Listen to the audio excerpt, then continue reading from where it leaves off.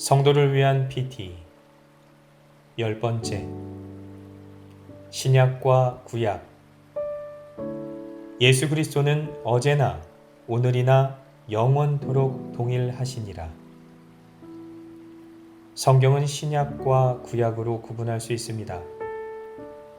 시간적 흐름에 따라 구약이 먼저이고 400년 동안 침묵의 시간이 지난 후 신약이 등장합니다.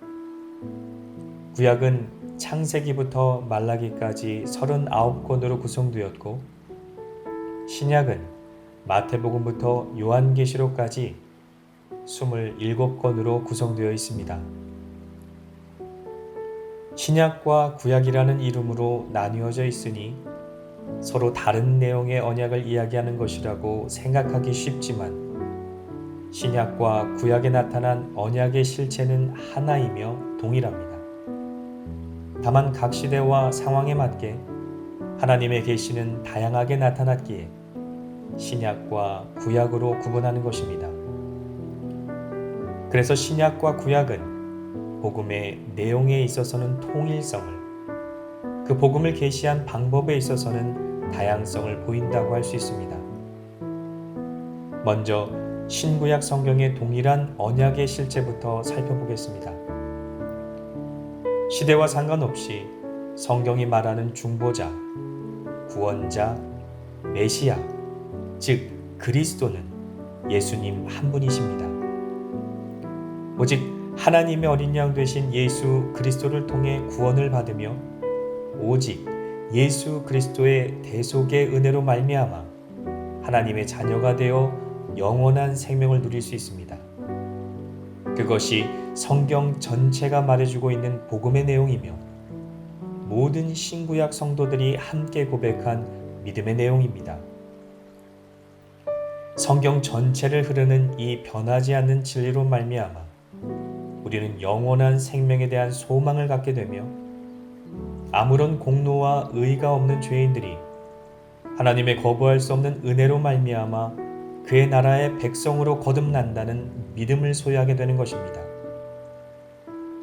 그래서 구약 시대를 살았던 하나님의 백성들도 하나님의 약속대로 오실 예수 그리스도를 바라보며 구원의 길을 걸었고, 신약 시대를 사는 우리들도 오신 예수님을 그리스도로 바라보며 구원의 길을 걸어가는 것입니다.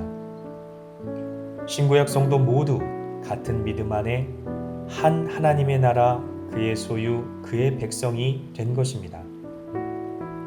그러나 신약과 구약에는 큰 차이점이 존재하는데, 그것은 바로 중보자 되신 예수님께서 하나님의 약속대로 육신을 가지고 이 땅에 태어나셔서 성경의 말씀을 이루시기 전과 후에 시간적 차이가 존재한다는 것입니다.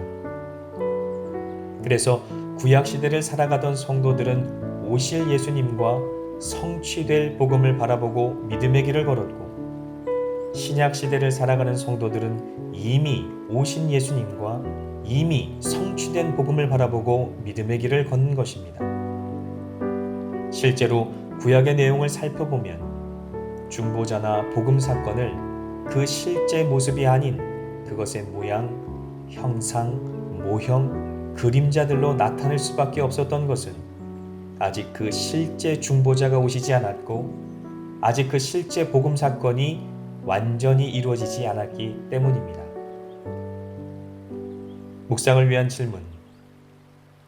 당신은 신구약 성경이 통일된 복음의 내용을 전하고 있다는 사실을 믿으십니까? 당신은 신구약 성경 전체를 통해 계시된 구원자가 예수 그리스도이심을 믿으십니까?